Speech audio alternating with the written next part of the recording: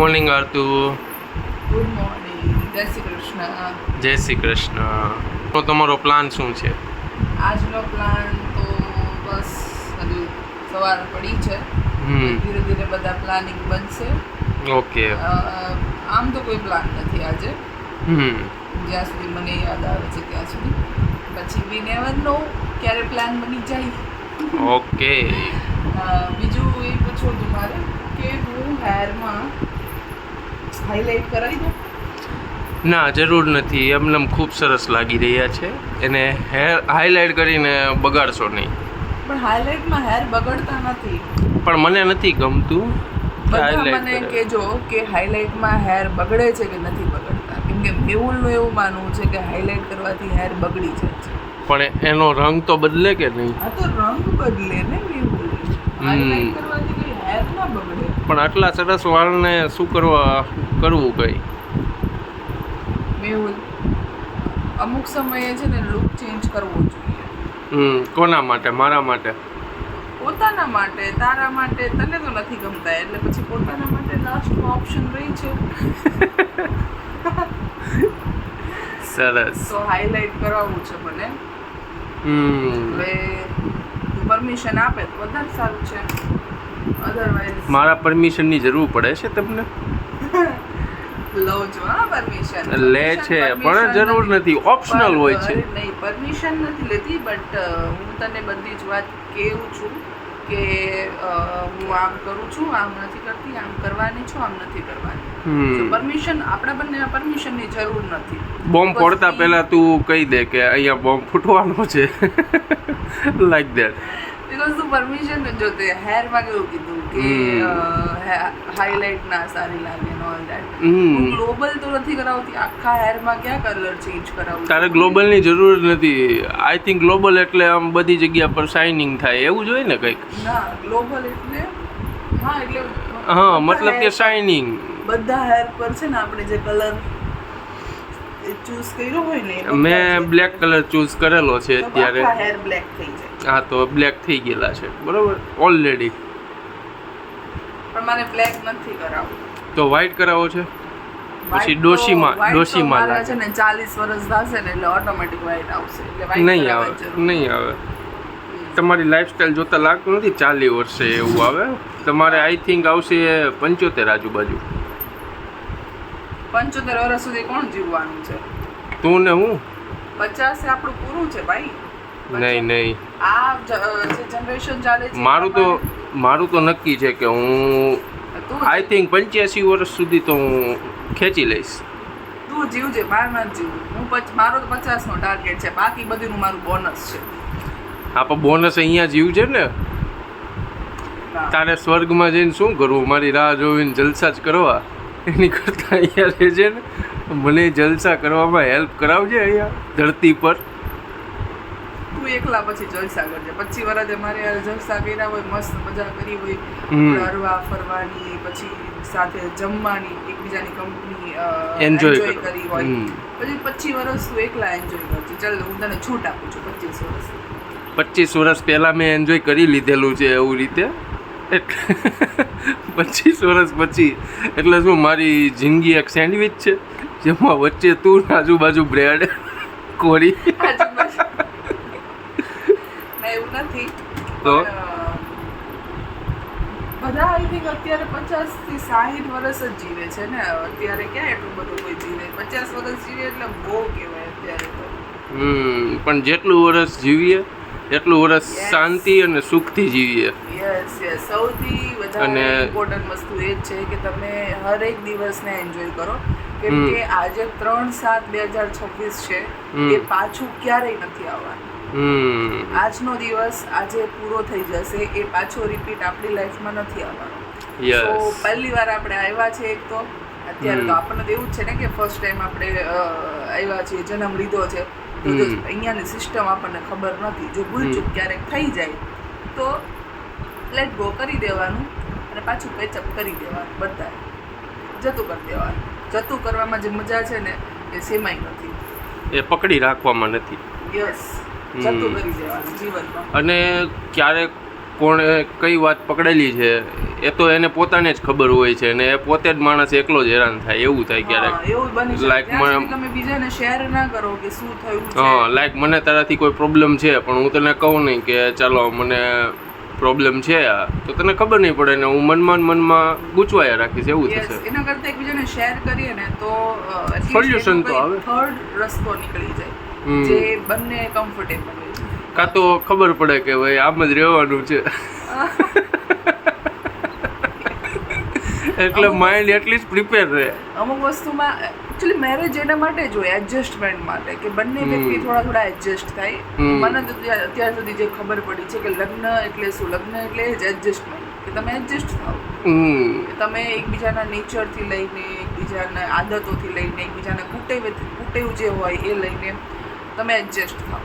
અને એડજસ્ટમેન્ટ પણ ગમવું જોઈએ તો લગ્ન જીવન સફળ રહે, હે ને? હા, એટલે કીધું ને મેં થોડી વાર પહેલા કે લેટ ગો કરતા શીખી જવાનું.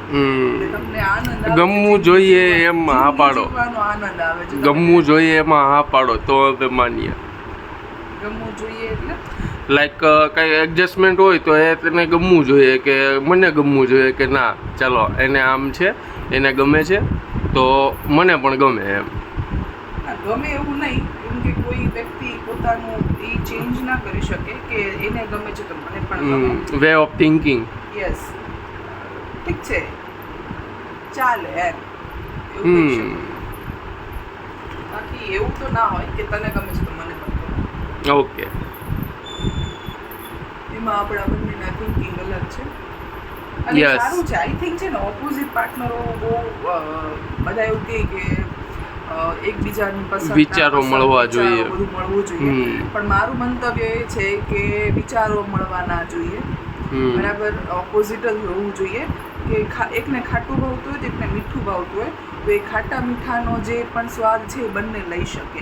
એવું ના થાય મીઠું એટલે ઓનલી મીઠું એટલે ડાયાબિટીસ થઈ જાય અને ખાટું એટલે ઓનલી ખાટું ખાઈએ તો પછી સાંધા પકડાઈ જાય. એના કરતાં ખાટું મીઠું રહેવું એ જરૂરી છે જીવનમાં. અને એ વસ્તુ પણ છે, એ વસ્તુ પણ છે કે તમે બંને વસ્તુનો આનંદ લઈ શકો. અને મોસ્ટલી બંને વસ્તુ સેમ હોય. લાઈક મને કોઈ વસ્તુ ગમે છે કરવી કે ખાવી કે, તો તને પણ એ જ ગમતું હોય તો થોડાક સમય પછી આપણે બંને બોર થઈ જઈએ. લાઈફમાં કંઈ એક્સાઇટમેન્ટ ના રહે અને કંઈક નવું જ ના રહે. અને સેમ ટુ સેમ દર વખતે જવાનું. લાઈક આપણે ક્યાંક જઈએ છીએ, આપણને પંજાબી ગમે છે એક્ઝામ્પલની રીતે, તો દર વખતે પંજાબી ખાવાનું અને એમાં પણ એક જ સબ્જી, એવું થઈ જાય.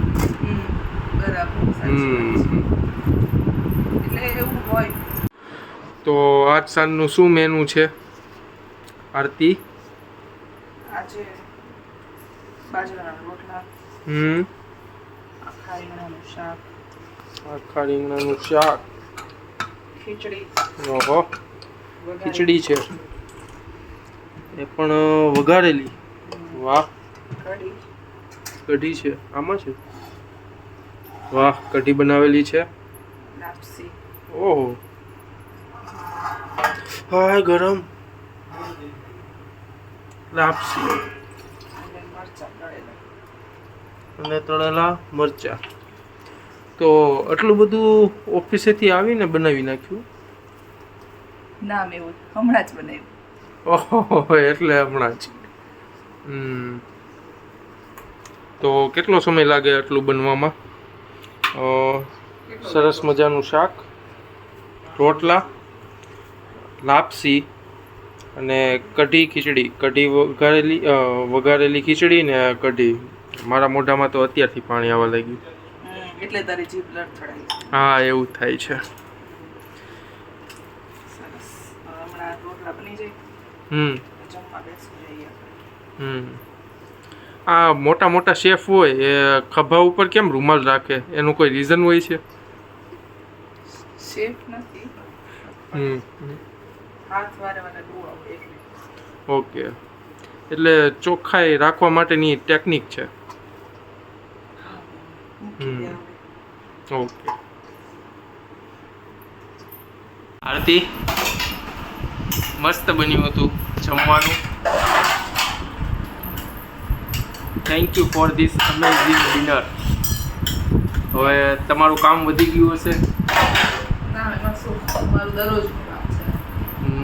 પણ વાસણ આજે આઈ નો એક્સ્ટ્રા થઈ ગયા છે બિકોઝ ટિફિનની સાથે 5 જાતની વાનગી 5 પકવાન તો વધી ગયા. ચાલે ક્યારેક. તો કામમાં સૌથી સહેલું કામ કયું ને સૌથી અઘરું કામ કયું તમારા મત મુજબ? અમને તો એ કઈ હવે અઘરા ન લાગે. ઓકે, તો સામાન્ય માણસો મારા જેવા માણસ માટે કયું સૌથી અઘરું કામ કયું ઘરનું અને સૌથી સહેલું કામ કયું? અને વોશિંગ મશીન નથી ઘરમાં. સૌથી અઘરું કુકર બહુ ખૂણા હોય જેને પ્રોપર ઉટકવા પડે. એટલે સૌથી અઘરું કુકર ઉટકવાનું. બીજું બધું સહેલું છે. રસોઈ ને બધું આવી ગયું. અને એમાં તારું પર્સનલ ફેવરેટ કઈ? રસોઈ કરવી સૌથી બેસ્ટ. એમાં રસોઈ કરવી એમાં બધું ચોપિંગ કરેલું હોય તો કે બધું તારે જાતે કરવું તારી હોબી છે? ચોપિંગ કરેલું હોય તો. મતલબ વઘાર મારો અને બધું નહીં, બધું ચાલે. નથી આપણે કઈ મોટા શેફ નથી, બધું જ કરીએ એવું કઈ નથી. હોય તો વધારે સારું, ના હોય તો કરી લઈએ. ઓકે.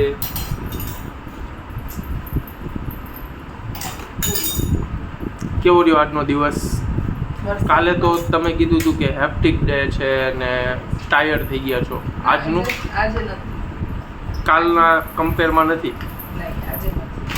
આજે સવારથી વરસાદ ગયો. આજે ખૂબ કાળું કાળું તમારા ઓફિસ પાસે તો એકદમ કાળું કાળું થઈ ગયું. તમારે તો થઈ ગયું હતું એવું?